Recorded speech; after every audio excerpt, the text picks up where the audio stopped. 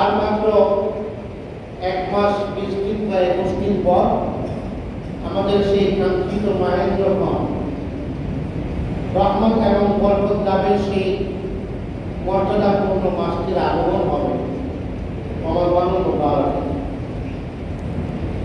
যে মাসটিতে আমরা অবস্থান করছি রজব মাস, ইসলামে এই মাসটির অনেক গুরুত্ব রয়েছে এবং আল্লাহ তাআলা কোরআনে কারীমে সূরা তাওবার 36 নম্বর আয়াতে কারীমা সেখানে ইরশাদ করেন যে আল্লাহ তাআলার বর্ণনায় মাসের সংখ্যা হচ্ছে 12টি। এই যে 12টি মাস, 12টি মাস শাওয়াল থেকে নিয়ে জিলহিজ্জা পর্যন্ত 12টি মাস, এই 12টি মাস পৃথিবীর সূর্য লগ্ন থেকেই আল্লাহ তাআলা নির্ধারণ করেছেন। এই 12টি মাসের মধ্যে 4টি মাস অত্যন্ত সম্মানিত মর্যাদাপূর্ণ, যে 4টি মাসে ইসলাম পূর্ব যুগ থেকে এই মাসগুলোকে সম্মান জানিয়েছিল মানুষেরা। আল্লাহ তাআলা বলেন মিনহা আরবাআতুন হুরুম, 4টি মাস তাতে সম্মানিত, হুরুম মর্যাদাপূর্ণ। এই মাসগুলোতে যুদ্ধ বিগ্রহ নিষেধ ছিল, এই মাসগুলোতে ঝগড়া বিবাদ এগুলো নিষেধ ছিল। এক অর্থে নিষিদ্ধ মাস, আরেক অর্থে সম্মানিত মাস।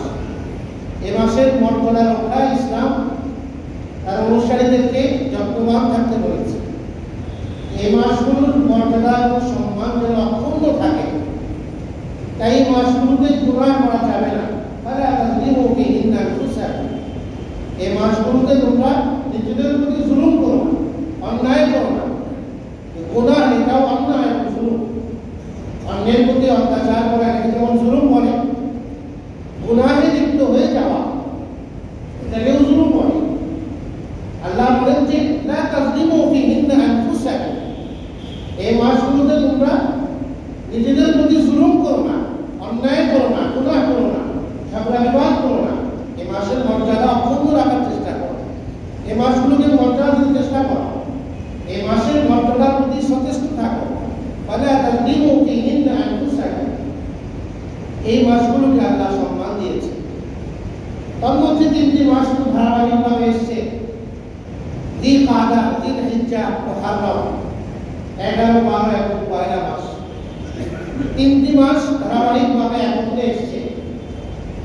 আর চতুর্থ মাসটি হচ্ছে বর্তমান রজব, যা ইসলামী হিজরি সনের 7ম মাস হিসেবে আমাদের কাছে পরিচিত।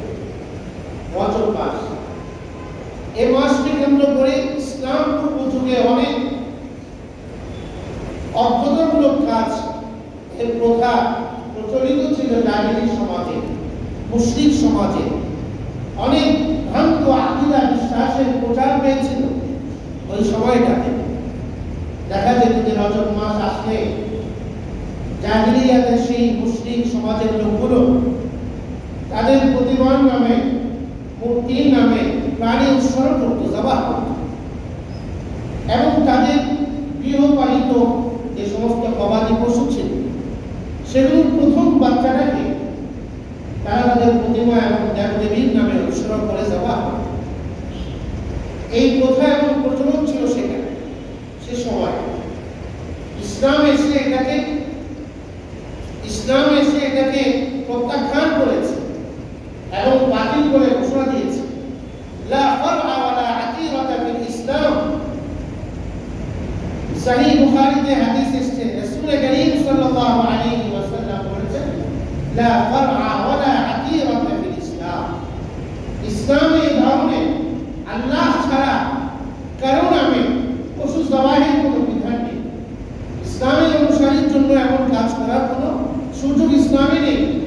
ইসলামের কাছে এটা অনুমোদিত নয় যে আল্লাহর নাম ছাড়া, গায়রুল্লাহর নামে, আল্লাহ ছাড়া অন্য কারো নামে, তাই তিনি যেই হোক না কেন, সেটা মূর্তি হোক, সেটা কোনো বড় আল্লাহ তাআলার ওলি হোক, তিনি কোনো রাসূল বা পয়গম্বর, কারো নামে আল্লাহর নাম ছাড়া কোনো পশু কুরবানি করার বা জবাহ করার কোনো বিধান ইসলামে নেই।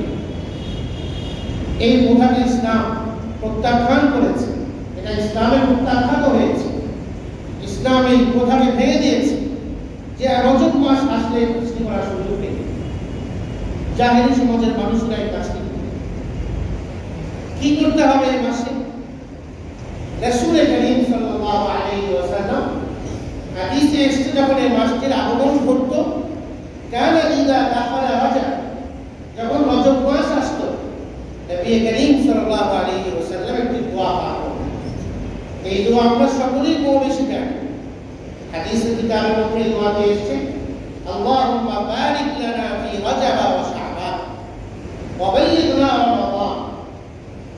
বলুন সকলে, আল্লাহুম্মা বারিক লানা ফি রজব ওয়া শাবান ওয়া বাল্লিগনা রমাদান।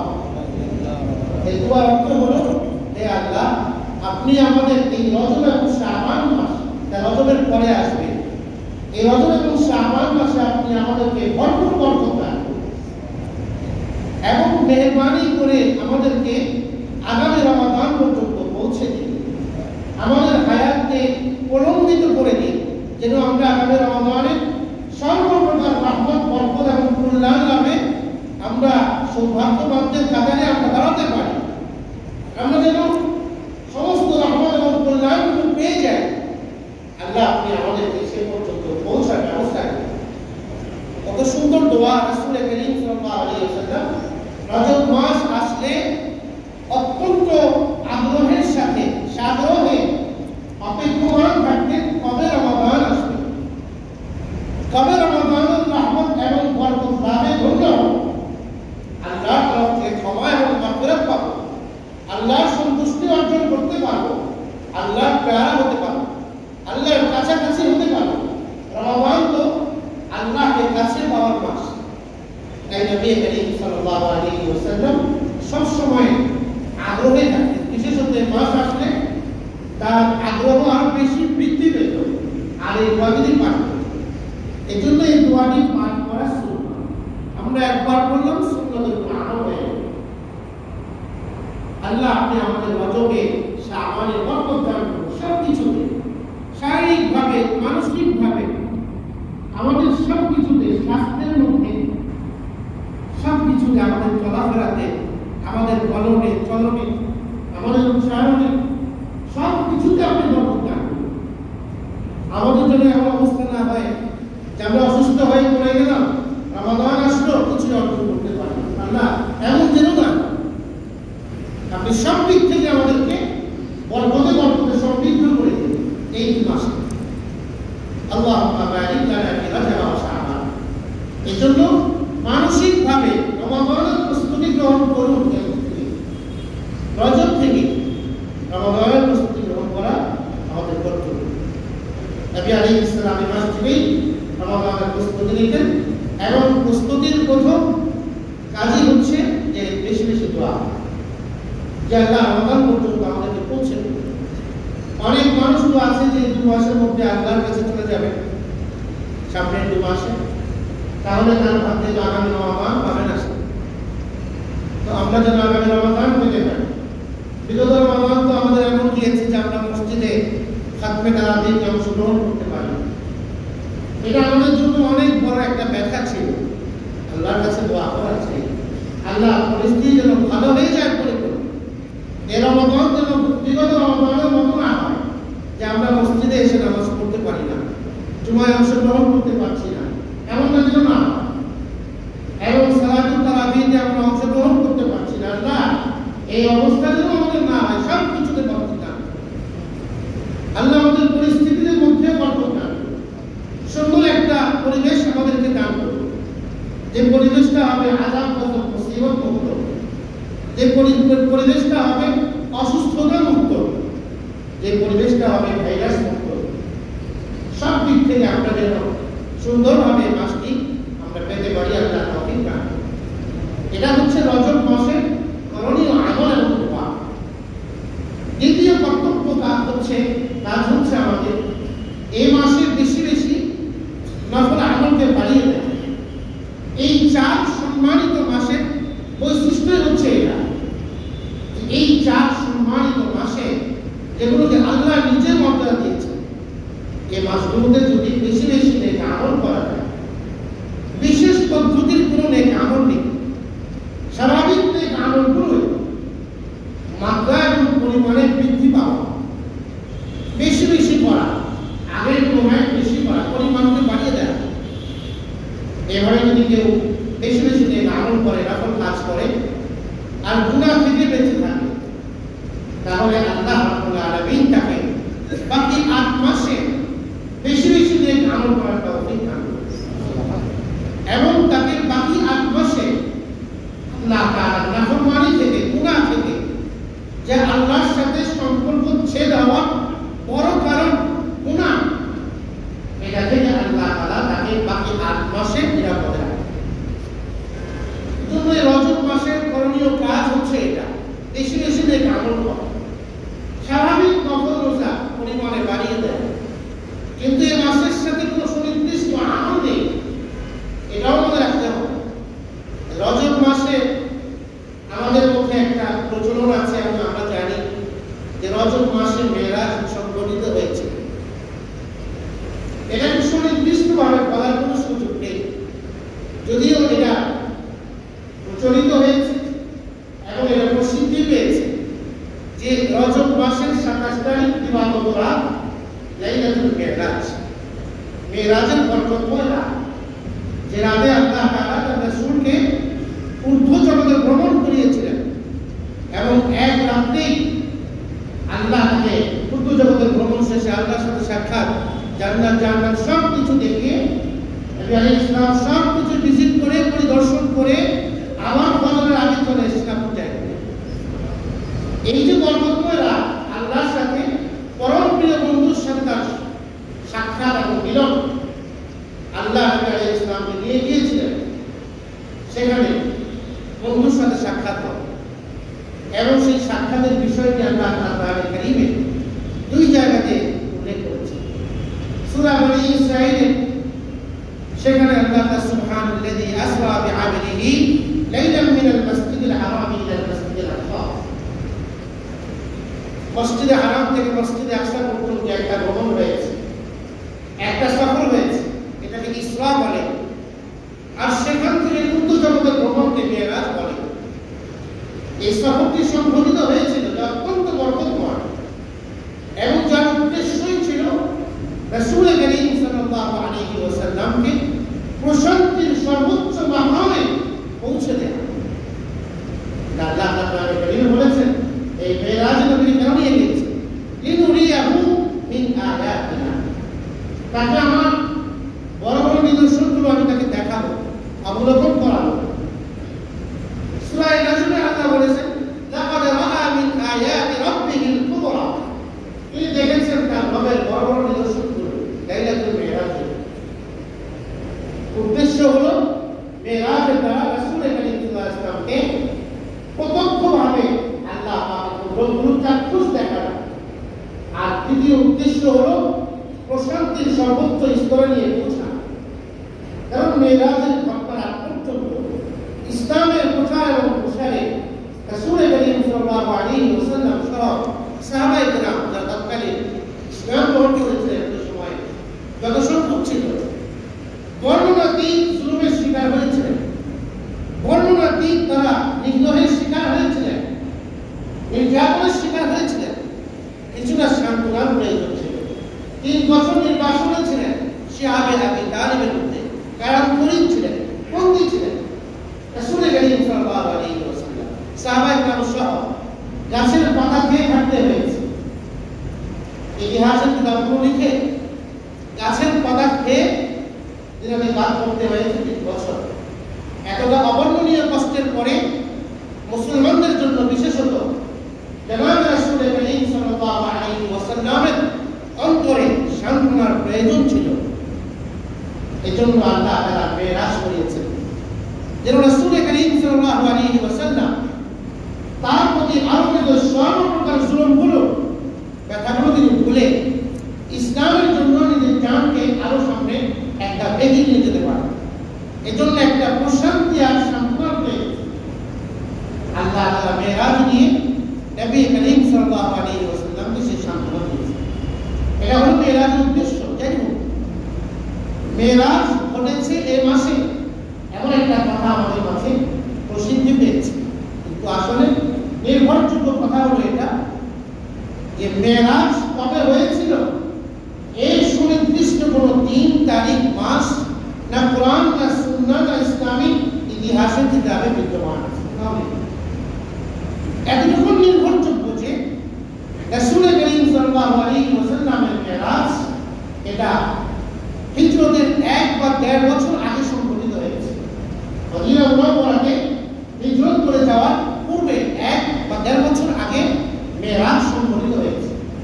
কিন্তু কোন দিনে, কোন তারিখে, কোন মাসে মেরাজ হয়েছে এটা সুনির্দিষ্টভাবে নির্ভরযোগ্য কোনো বরাতে পাওয়া যায় না। এজন্য সুনির্দিষ্টভাবে কথা বলা যে 27 তারিখ দিবাগত রাতে মেরাজ সংঘটিত হয়েছিল এই কথা বলার সুযোগ নেই। এটা অনির্দিষ্ট কেন? এজন্যই যে এই রাতের সাথে রাত্রি যদিও নিঃসন্দেহে অনেক বরকতময়, ইসলামিক স্কলারগণ বলেছেন যে বরকতময় হওয়ার ব্যাপারে কোনো সন্দেহ নেই, কিন্তু এই রাতের সাথে বিশেষ কোনো আমল নেই। লাইলাতুল মিরাজের সাথে বিশেষ কোনো আমল নেই, সেই কারণে এই 3 তারিখ বা মাসটিও সুনির্দিষ্টভাবে বিধিবদ্ধ থাকে, যেহেতু এর সাথে কোনো আমল নেই। আর ইসলামের একটা মৌলিক নীতি মানা হলো এই যে কোনো রাত বা দিনের ফজিলত প্রমাণ হওয়ার পরে তার জন্য বিশেষ আমল থাকতে হবে এমনটা জরুরি নয়। লাইলাতুল মিরাজ বরকতময় রাত, মুবারক রাত, এর রাতের বরকত রয়েছে। রাসূল করিমের এই সফরের দ্বারা, উর্দুজগতের ভ্রমণের দ্বারা আমরা অনেক কিছু জানতে পেরেছি। রাসূল করিম সাল্লাল্লাহু আলাইহি ওয়াসাল্লাম এসে আমাদের কাছে অনেক কিছু বলেছেন, এগুলো আমরা হাদিস পাকে আমরা পেয়েছি, সাহাবায়ে কেরাম জেনেছেন। তাহলে নিঃসন্দেহে বরকতময় রাত, কিন্তু কোনো নির্দিষ্ট আমল নেই। আমল সুন্নাত বা মুস্তাহাব কোনো আমল প্রমাণিত হওয়ার জন্য স্বতন্ত্র দলিলের প্রয়োজন, স্বতন্ত্র হাদিসের প্রয়োজন, স্বতন্ত্র প্রমাণের প্রয়োজন। যে কোনো আমলকে আমি সুন্নাত বা মুস্তাহাব বলতে পারি না, তার জন্য স্বতন্ত্র দলিল লাগবে, প্রমাণ লাগবে যে এই হাদিস বা এই প্রমাণের আলোকে এই আমলটি মুস্তাহাব হয়েছে, এই আমলটি সুন্নাত হয়েছে। এটার জন্য ভিন্ন আমলের ভিন্ন দলিলের প্রয়োজন হয়েছে। তাই অনেকেই এই রজব মাসে বিভিন্ন আমল বানিয়ে নিয়েছে, বিশেষ আমল। রজবের রোজা না, রজবের কোনো রোজা নেই বিশেষভাবে, আপনি স্বাভাবিক নফল রোজাগুলো বেশি করে রাখতে পারেন, কিন্তু রজবের কোনো বিশেষ রোজা নেই, এটাকে প্রমাণ করার জন্য দলিল লাগবে। কিন্তু এ ব্যাপারে কোনো দলিল পাওয়া যায় না যে রজব মাসের বিশেষ রোজা আছে, বিশেষ আমল আছে। স্বাভাবিক আমলগুলোই বেশি পরিমাণে করা, এটাই হচ্ছে করণীয় কাজ। এর সাথে কোনো বিশেষ রোজাও নেই, বিশেষ নিয়মের কোনো নামাজও নেই যে এতবার এত সুন্দর করে প্রত্যেক রাকাতে এভাবে করতে হবে। আমাদের অনেকের ঘরে এরকম নামাজ শিক্ষার বই আছে, এগুলো অনির্ভরযোগ্য এবং যেখানে অনেক বানানো নিয়ম নীতি আছে, যেগুলোকে নিজের মতো করে বানিয়ে মন করা আমল, সেগুলোতে অনেক ফজিলত তার সাথে সম্পৃক্ত করা হয়েছে যে এভাবে আমল করলে এই লাভ হবে। এগুলো অনেক অনির্ভরযোগ্য বিষয় এই সমস্ত বইপত্রের মধ্যে রয়েছে। এজন্য ইসলামী বই ইত্যাদি কোনটা নির্ভরযোগ্য, ওই বই নির্বাচনে হক্কানি উলামায়ে কেরামের তত্ত্বাবধানে তাদের পরামর্শে বই পড়তে হবে। কোনটা নির্ভরযোগ্য, কার লেখা নির্ভরযোগ্য, ফিতনার সময়, ফিতনার যুগ, চতুর্দিক থেকে ফিতনা, নাকি কাহিনী নেই যে মুসলিম অন্ধকার রাতের ন্যায় ফিতনা ছেড়ে চতুর্দিকে, প্রত্যেকেই দাবি করে আমি হক, আমি কাজটা করি। জন্য উম্মতের উলামায়ে হক্কানি যারা, হক্কানি উলামায়ে কেরাম যারা আল্লাহ এবং তার রাসূলের মত কথার উপর প্রতিষ্ঠিত, তাদের পরামর্শে বই নির্বাচন করতে হবে। তাহলে ভ্রান্তির মুক্ত থাকা যাবে, বিভ্রান্তির শিকার হওয়া থেকে বাঁচা যাবে, বিচ্যুতি থেকে বাঁচা যাবে। বলছিলাম যে এই মাসে করণীয় আমল হচ্ছে বেশি বেশি নফল আমল করা, বেশি বেশি দান করা, এগুলো এই মাসের আমল। কিন্তু দেখা যায় বা আমরা দেখতে পাই এই মাসটি আসলে এই মাসে এক শ্রেণী বা কিছু সংখ্যক মানুষ তারা এই মাসে ওই যে খাজা মঈনুদ্দিন চিশতি রাহমাতুল্লাহ আলাইহি যিনি দেশে এই অঞ্চলে এসেছিলেন ইসলামের প্রচার প্রসারের কাজে, যিনি আজমিরে শুয়ে আছেন, তিনি এই মাসে মারা গিয়েছেন 687 হিজরিতে 6 রজবে তিনি ইন্তেকাল করেছেন। তার ইন্তেকালকে কেন্দ্র করে এক শ্রেণীর অসাধু মানুষ তার আজমিরে তার নামে তার কবরকে কেন্দ্র করে সেখানে ওরস হয়, সেখানে তার মৃত্যুবার্ষিকী পালন করা হয়ে থাকে। আর সেটাকে আদর্শ মেনে এই অঞ্চলে এক শ্রেণীর মানুষ বিভিন্ন জায়গাতে দেখবেন গলিতে গলিতে লাল কাপড় পরানো, ট্যাগ বসানো হয়ে থাকে, ওখানে মানুষ গান ইত্যাদি করে, তো ওগুলো দিয়ে ওরস করা হবে খাজার নামে। কিন্তু একটা বার এই কথাটি তারা চিন্তা করেছে যে খাজা সাহেবের কাজ করতে বলেছেন, অথচ রাসূল করিম সাল্লাল্লাহু আলাইহি ওয়াসাল্লাম নিচে বলেছেন হাদিসে, আবু দাউদ শরীফের হাদিস 2034 নম্বর হাদিস, রাসূল বলেন লা তাজআলু বুয়ুতাকুম মাকাবির, তোমাদের ঘরগুলোকে কবর বানিও না, কবরের মতো শুনশান নীরবতা, ঘরের মধ্যে আমল নেই, না আছে ঘরে নামাজ, না আছে তিলাওয়াত, না আছে জিকির, না আছে কান্নাকাটি, না আছে দোয়া মুনাজাত, ঘর নিষ্প্রাণ, যেমন ব্যক্তি কবরে শুনশান নীরবতা, এরকম নীরবতা বিরাজ করে ঘরের মধ্যে।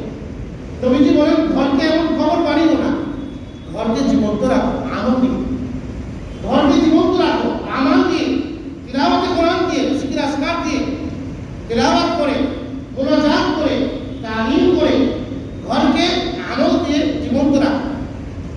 আজকে আমাদের ঘরে আমল নেই, আমাদের ঘরে অনিসলামিক অনেক কিছু আছে, কিন্তু ঘরে আমল নেই, যে কারণে আমাদের ঘরগুলোতে রহমত প্রবেশ করে, আমাদের ঘরগুলোতে রহমত আসছে না, আমাদের ঘরের কাজগুলোতে বরকত নেই, বরকত শূন্যতা, আমাদের ঘরগুলোতে শান্তি নেই, ঘরগুলোতে শান্তি নেই, অশান্তি বিরাজমান করে। কেন? এই জন্য যে আমাদের ঘরগুলোতে শান্তির যে উপকরণগুলো ছিল সেগুলো আমরা বের করে দিয়েছি, অশান্তি ঢুকেছে ঘরে, ঘরের মধ্যে শান্তি নেই, স্বামী স্ত্রীর মধ্যে দাম্পত্য জীবনে কলহ, স্বামী পরকীয়াতে আক্রান্ত, স্ত্রী পরকীয়াতে আক্রান্ত, যে এক ঘটনা ভাইরাল হয়েছে, আরেকজন স্ত্রী নিয়ে চলে গেছে, বিয়ে করে ফেলেছে, অথচ আরেকজন তার সাথে বিচ্ছিন্নতাই হয়নি। এগুলো হচ্ছে সমাজে শান্তি কিভাবে আসবে? ঘরে ইসলাম বিরোধী কাজ হলে ঘরে শান্তি আসবে, নাফরমানি হলে, ঘরের মধ্যে গুনাহ হলে ঘরে কিভাবে শান্তি আসবে? শান্তির উপকরণকে বের করে দিয়েছে। তাই নবী ইব্রাহিম সাল্লাল্লাহু আলাইহি ওয়াসাল্লাম বলেছেন ঘরকে জীবন্ত করো আমল দিয়ে, ওয়ালা তাজআলু কবরি ঈদা, আর আমার কবরকে কেন্দ্র করে কোনো উৎসব করো না। কবর কেন্দ্রিক কোনো উৎসব করাকে নবীজি নিষেধ করেছেন। ওয়াসাল্লু আলাইহি, দরুদ পড়ো আমার জন্য, ফাইন্না সালাতাকুম তাবলুগুনি হাইসু কুনতুম, তোমাদের পঠিত দরুদ আল্লাহ তাআলা ফেরেশতা কর্তৃক আমার কাছে পৌঁছে দিবেন।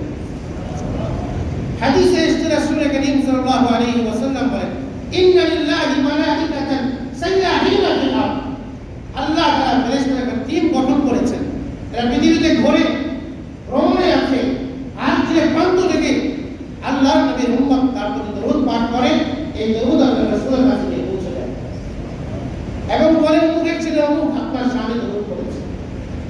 দরুদ পাঠ করা ইসলামের হুকুম, কোরআনে কারীমের নির্দেশ, ইয়া আইয়ুহাল্লাযীনা আমানু সাল্লু আলাইহি, ইমানদার তোমরাও দরুদ পড়ো, নবীর প্রতি রহমতের দোয়া করো, ওয়া সাল্লিমু তাসলিমা, কে সালাম দাও।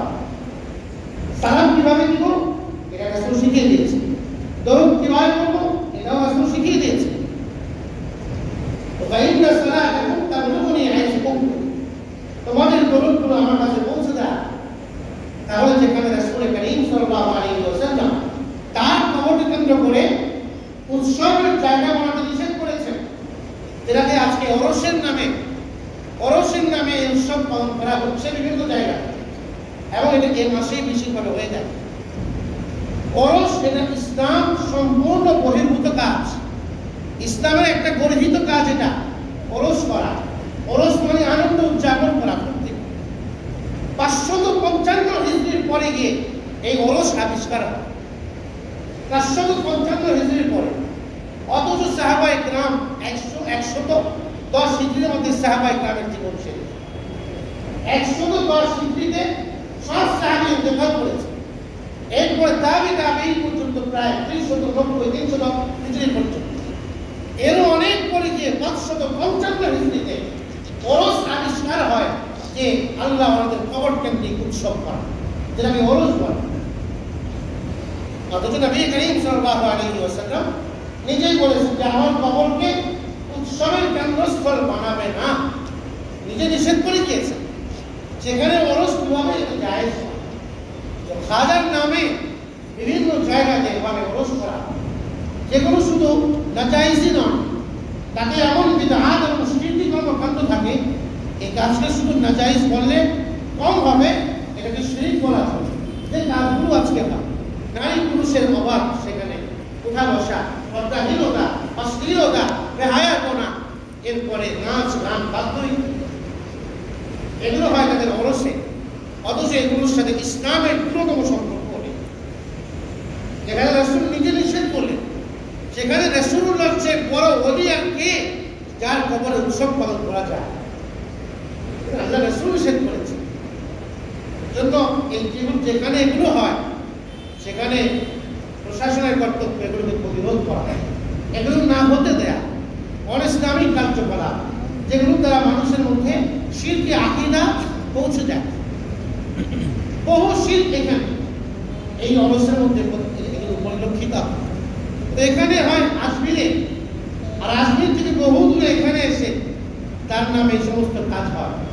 তাহলে এগুলো গায়রুল্লাহর নামে মানত হয় না, গায়রুল্লাহর নামে মানত হয়। অথচ ইসলামের সুস্পষ্ট বিধান হলো আল্লাহর নাম ছাড়া কারো নামে মানত করা শিরক। ওরসে এগুলো হয়, যে পশু জবাই করে খাওয়া হয়, খাওয়ানো হয় তাবারক নামে, এগুলো ওই খাজার নামে এটাকে জবাই করা হয়। মুহাম্মদুর রাসূলুল্লাহর নামেও যদি কেউ কুরবানি করে, জবাই করে আল্লাহর নামকে বাদ দিয়ে, বিসমি মুহাম্মাদিন, এটা মৃত প্রাণী হবে, এটা খাওয়া হারাম হবে, কাজটা শিরক হবে। সেখানে একজন ওলির নামে জবাই করলে এটা কি পরিমাণ শিরক? আল্লাহর নাম ছাড়া কারো নামে মানত করার অর্থই হলো যে মানত করলো আল্লাহর নাম ছাড়া অন্য কারো নামে, এর অর্থই হলো সে আল্লাহ ছাড়া অন্যকে প্রয়োজন পূরণকারী বিশ্বাস করে, আল্লাহ ছাড়া অন্যকে বিপদ থেকে রক্ষাকারী বিশ্বাস করে, আল্লাহ ছাড়া অন্যকে সর্বময় ক্ষমতার অধিকারী মনে করে। এই বিশ্বাস যার ভেতরে আছে সে কিভাবে ইমানদার থাকে? আজকে এক শ্রেণী এই বেশরা শরীয়ত বিবর্জিত মানেফাতে বিশ্বাসী এক শ্রেণীর লোক, তারা আছে এই সমস্ত ওলি আল্লাহর নামে গান বাদ্যের এই পৃষ্ঠপোষকতা তারা করছে আছে। এইভাবে বলছে যে আল্লাহ নাকি তার সমস্ত ধন রাসূলকে দিয়ে আল্লাহ গায়েব হয়ে গেছে, আল্লাহ গায়েব হয়ে গেছে, আল্লাহর সমস্ত ধন রাসূলকে দিয়ে আল্লাহ গায়েব হয়ে গেছে, আর রাসূলের সমস্ত ধন খাজা পেয়ে আজমিরে শুয়ে আছে। তো খাজার দরবারে কেউ গেলে ফেরে না খালি হাতে, খাজার দরবারে কেউ গেলে খালি হাতে ফেরে না, এই নাম প্রচার করছে। কত বড় শিরক এটা! আল্লাহ গায়েব হয়ে গেছেন, আল্লাহ তো সর্বত্র আছে, আইনামা কুনতুম, তোমাদের সাথে আছেন আল্লাহ। ওয়া নাহনু আকরাবু ইলাইহি মিন হাবলিল ওয়ারিদ, তোমার এই যে শাহরম, যে রবের সাথে তোমার জানের কানেকশন আছে, এখানে এটাকে ডিসকানেক্ট করা হলে সে লাশ হয়ে যায়, তার চেয়েও আমি আল্লাহ আরো বেশি কাছে আছি। সেখানে বলতেছে আল্লাহ গায়েব হয়ে গেছে। আমরা আয়াতুল কুরসির মধ্যে পড়ি আল্লাহু লা ইলাহা ইল্লা হুয়াল হাইয়ুল কাইয়্যুম, উনি হাই, তিনি জীবিত, তিনি সব জায়গাতে, আল্লাহ সব জায়গাতে আছে। মানে সব জায়গাতে আল্লাহ, আল্লাহর মনিটরিং সব জায়গাতে আছে, আল্লাহর নজর সব জায়গায় আল্লাহ আছেন। এই কথা অর্থ হচ্ছে আল্লাহ গায়েব হয়ে গেলে এই নিজাম কিভাবে চলবে দুনিয়া?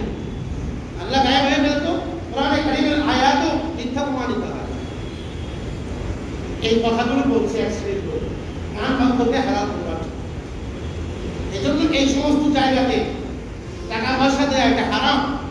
বিভিন্ন জায়গাতে কাপড় পরানো ট্যাগ থাকবে, ওখানে কেউ কাজ করবেন না, এটা হারাম। আল্লাহ বলেছেন ওয়ালা তাআওয়ানু আলাল ইসমি ওয়াল উদওয়ান, গুনাহের কাজে একে অপরকে সহযোগিতা করো না।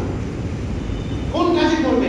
তাআওয়ানু আলাল বিররি ওয়াত তাকওয়া, ভালো কাজে করো, কল্যাণকর কাজে করো, মসজিদে করো, খরচ করো, মাদ্রাসায় দান করো, জনকল্যাণমূলক কাজ করো, যেগুলো করলে মানুষ থেকে উপকৃত হয়, ওই কাজে দান করো, সহযোগী হও।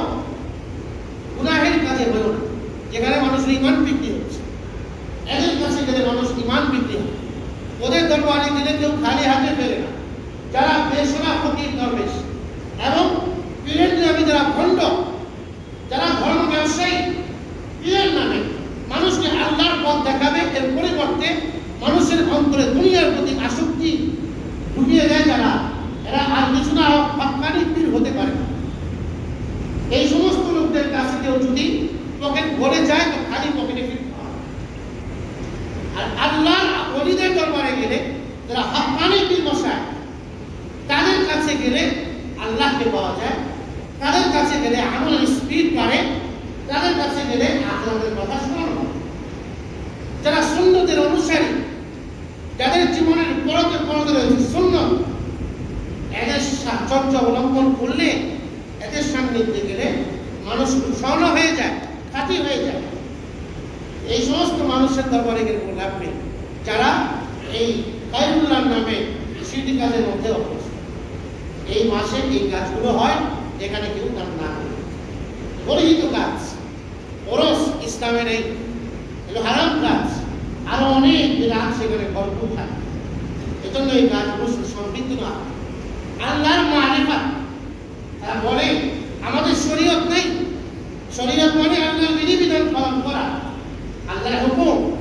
তারা বলে যে আমরা এমন এক মাকামে, এমন এক পর্যায়ে পৌঁছে গিয়েছি যে আমাদের আর আল্লাহর হুকুম মানার প্রয়োজন, আমাদের আর শরীয়ত মানার প্রয়োজন নেই। অথচ আল্লাহর জমিনে মুহাম্মদুর রাসূলুল্লাহ সাল্লাল্লাহু আলাইহি ওয়াসাল্লামের চাইতে আর বড় মুত্তাকি কে ছিলেন? তাকে আল্লাহ বলেছেন মৃত্যু পর্যন্ত ইবাদত করে, ওয়া'বুদ রাব্বাকা হাত্তা ইয়াতিয়াকাল ইয়াকিন, মৃত্যু পর্যন্ত ইবাদত করেন, মানে শরীয়ত। ইবাদত শরীয়তের অংশ, ইবাদত করেন মৃত্যু পর্যন্ত। তার মানে একজন মানুষের প্রাপ্তবয়স্ক হওয়ার পর থেকে নিয়ে মৃত্যু পর্যন্ত শরীয়ত তাকে পালন করতে হবে, শরীয়তের চর্চা করতে হবে তার ব্যক্তি জীবনে, পরিবারে, সমাজ, রাষ্ট্রে, সব জায়গায় ইসলামকে পালন করতে হবে, পরিপালন করতে হবে। শরীয়ত বিবর্জিত মারেফাত, এটা আল্লাহর পথ দেখায় না, শয়তানের পথ প্রসারিত করে। শরীয়ত অনুমোদিত মারেফাত, শরীয়তের উপর চলতে চলতে আল্লাহর বিধান অনুযায়ী জীবনকে পরিচালনা করতে করতে লোকটা যখন আল্লাহর খুব কাছের হবে, তখন তার মারেফাত অর্জন হয়, মানে আল্লাহর পরিচয়ের মহাদিগন্ত তার সঙ্গে উন্মোচন হয়ে যায়। এটাকে মারেফাত। কিন্তু সেটা শরীয়তের উপর আমল করে যাওয়ার পর, আগে নয়। শরীয়তের উপর আমল নেই, মারেফাত বিশ্বাস, তার শরীয়তের প্রয়োজন। আমরা বিশ্বাস করি শরীয়ত বিবর্জিত মারেফাতে আমরা বিশ্বাস করি, শরীয়ত অনুমোদিত মারেফাতেই বিশ্বাস করি। শরীয়তের উপর চলতে চলতেই এক পর্যায়ে আল্লাহর মুহাব্বত, মারেফাত, আল্লাহর পরিচয়, ভালোবাসা, নৈকট্য আমাদের অর্জন হবে, হাসিল হবে। যে খাজার নামে এই কাজগুলো তারা করে, মঈনুদ্দিন চিশতি রাহমাতুল্লাহ আলাইহি, তিনি তো আল্লাহর ওলি ছিলেন। এই মুহাদ্দিসের মধ্যে এই ধরনের গুনাহের কাজগুলো, এই গায়রুল্লাহর নামে মানব করা, তাদের কাছে সন্তান চাওয়া, বিপদ থেকে উদ্ধার হওয়ার জন্য কাকুতি জানানো, মাজারের সামনে গিয়ে, এগুলো আউলিয়ায়ে কিরাম কেন্দ্রিক বেশি হয়ে থাকে এই দেশের মধ্যে। ওলি আল্লাহর মাজারে গিয়ে কাজগুলো হয়, অথচ যিনি শুয়ে আছেন তিনি তো এই কাজের বিপক্ষে ছিলেন। মঈনুদ্দিন চিশতি রাহমাতুল্লাহ আলাইহি দেশে আসছেন কেন? ইসলাম ও তাওহীদের প্রচার করার জন্য, সুন্নতের প্রচার করার জন্য এসেছিলেন। আর জামাত সহ, দল সহ, সদল করে তারা এসেছিলেন। এই মহাদেশের মানুষের হাজারো দরবারে যে কপাল ঠুকছে সিজদায়, সেখান থেকে কপালকে উঠিয়ে এক আল্লাহর দরবারে সিজদায় আনত করবার জন্য তারা প্রচেষ্টা দিয়েছে। হাজারো আল্লাহ ছাড়া অন্যের সাথে অন্তরের সম্পৃক্ততা, ওখান থেকে অন্তরকে বের করে এক আল্লাহর সাথে, খালিকের সাথে মাখলুকের কলবের হৃদয়ের সম্পর্ক জুড়িয়ে দিয়েছেন। এই কাজগুলো করেছেন কাজী সাহেব, উনি সুন্নতের পক্ষে তাওহীদের পক্ষে কাজ করেছেন। আজকে তাকে কেন্দ্র করে কি করা হচ্ছে অথচ তিনি কি কাজ করে গিয়েছেন। এজন্য আমাদের কর্তব্য এবং কাজ হলো সুন্নাহর পথে থাকা, বেদাত থেকে মুক্ত থাকা, পরিহিত কাজ থেকে মুক্ত থাকা, কুফর শিরক থেকে মুক্ত থাকা। তাহলে ইমানদার সফল হবে। আর ইমানদার ব্যক্তিকে এতটা সরল মনে হওয়া উচিত না যে তার অবচরে তার ইমান চলে যাচ্ছে। এমন বিশ্বাস সে চর্চা করে, লালন করে, যে বিশ্বাসের ফলে, লালন করার ফলে বিশ্বাসকে তার ইমান চলে যাচ্ছে, তার খবর নেই। এতটুকু সরল মনে হওয়া উচিত নয়। ইমানদার সচেতন হবে, কারোর সাথে প্রতারণা করবে না। ইমানদার না প্রতারিত হবে, না কাউকে প্রতারণা কারোর সাথে করবে, প্রতারণাও করবে না, প্রতারিতও হবে না। সচেতনতা কাম্য, ইসলামের শিক্ষা, সচেতনতা ইসলামের শিক্ষা। সেটা যদি হয় দিন ও ইসলামের ব্যাপারে, ইমানের ব্যাপারে আরো বেশি সচেতন হওয়া প্রয়োজন। এজন্য রজব মাসে আমাদের কাজ হলো বেশি বেশি আমল করা, গুনাহ মুক্ত থাকার চেষ্টা করা, এরপরে আল্লাহ পাকের কাছাকাছি হওয়ার চেষ্টা করা।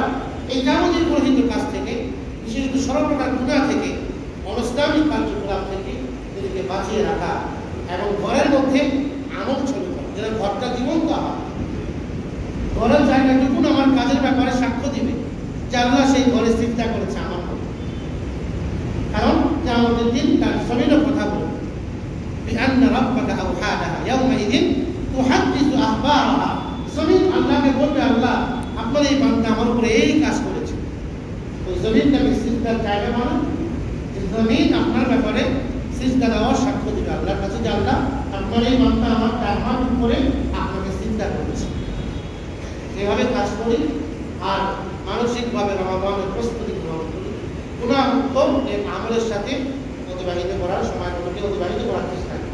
আল্লাহ তাআলা আমাদের সকলকে সফলভাবে আল্লাহ তাআলা আমাদেরকে আখিরাতে পৌঁছার ব্যবস্থা করবেন। আল্লাহ তাআলা আমাদেরকে সফল হওয়ার তৌফিক দান করুন। আলহামদুলিল্লাহি রাব্বিল আলামিন। সুন্নাত